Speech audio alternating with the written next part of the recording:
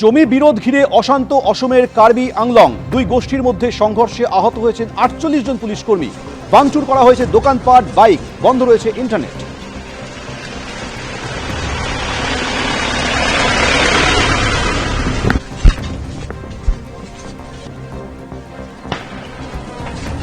দুই গোষ্ঠীর সংঘর্ষে ৪৮ জন পুলিশ আহত হয়েছেন জানিয়েছে পুলিশ।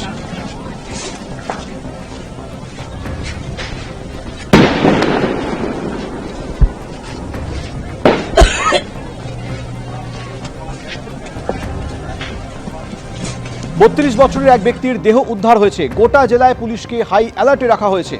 অশান্তির ঘটনায় জানিয়েছেন অসমের ডিজিপি। জমি বিরোধ ঘিরে অশান্ত অসমের কার্বি আংলং, উত্তাল পরিস্থিতি।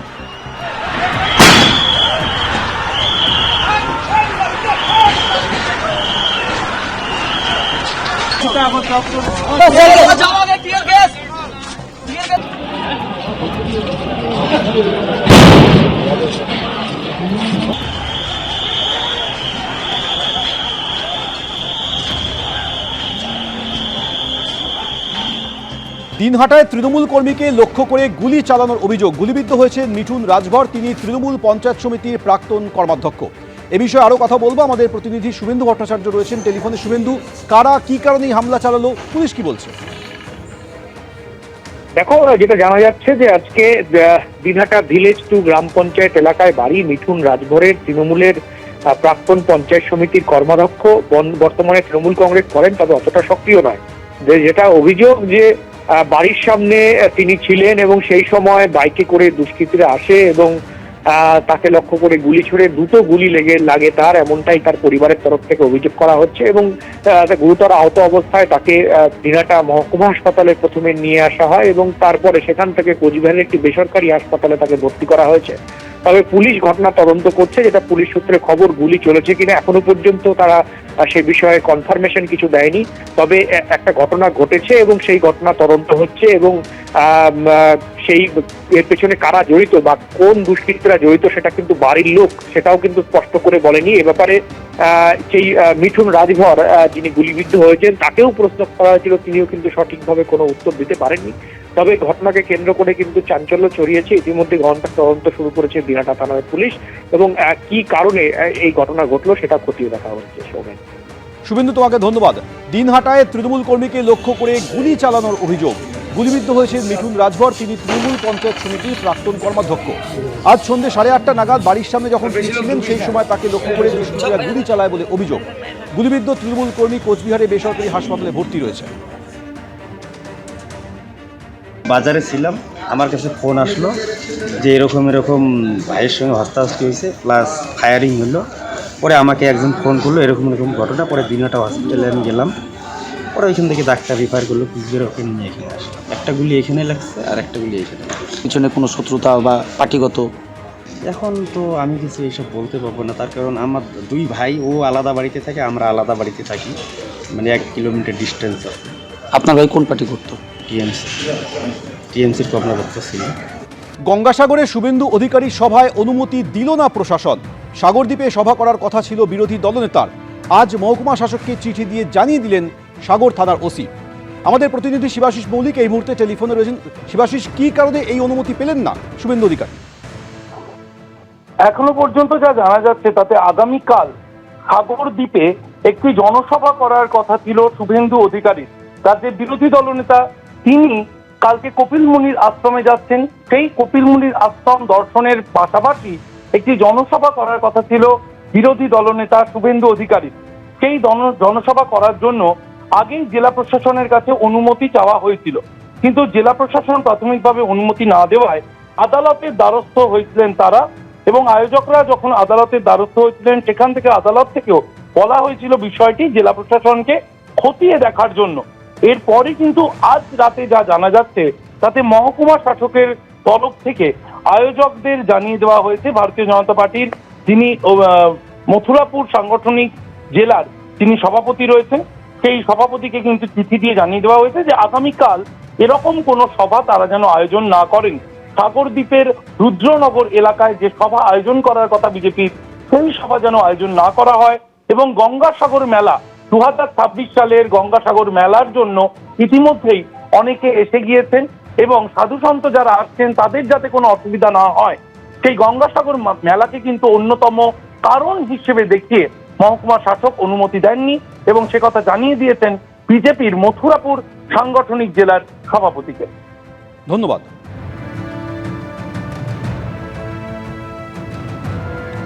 আসছি পরের খবরে। বিএলওদের অ্যাপে একের পর এক অপশন, অভিযোগ যার জেরে ক্রমশ বাড়ছে বিএলওদের দায়িত্ব এবং চাপ। এর প্রতিবাদে মঙ্গলবার বিক্ষোভ দেখালেন তৃণমূলপন্থী বিএলওরা, আর সেই বিক্ষোভেই তৈরি হলো তুলকালাম পরিস্থিতি। তৃণমূলপন্থী বিএলওদের বিক্ষোভে ফের তুলকালাম। প্রথমে গার্ডরেল ধরে ঝাঁকুনি, তারপরই তার উপর উঠে টপকানোর চেষ্টা।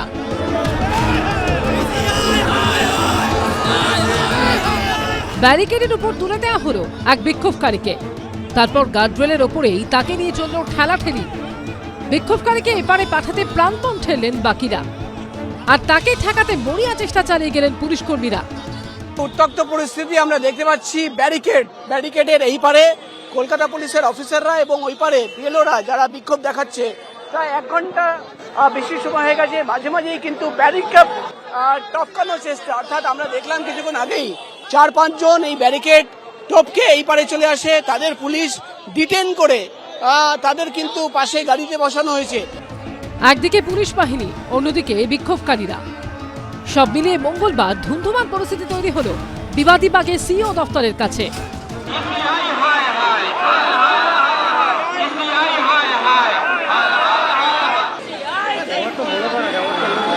আমরা এটাই দাবি চাইছি, আমাদের যেন কাজের চাপ হালকা করে দেওয়া হয়।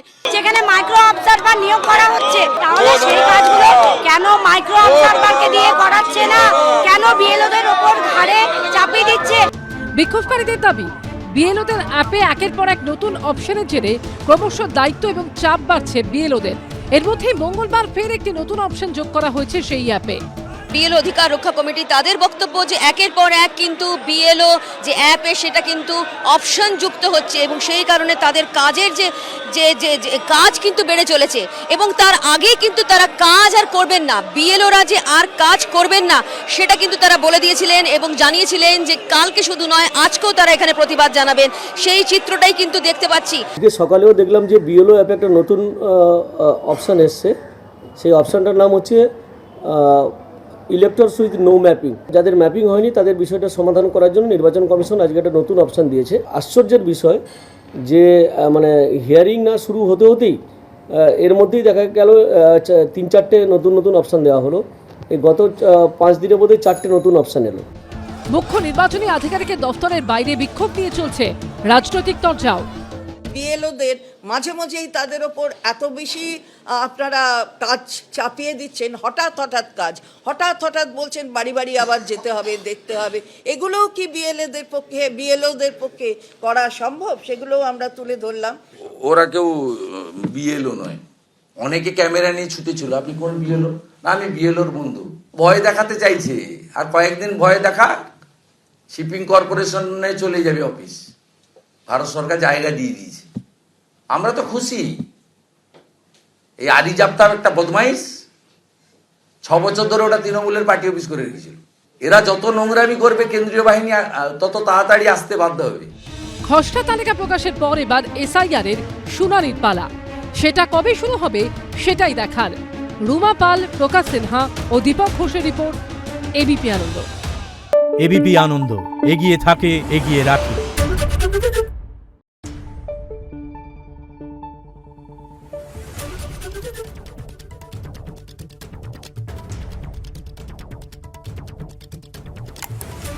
Thank you.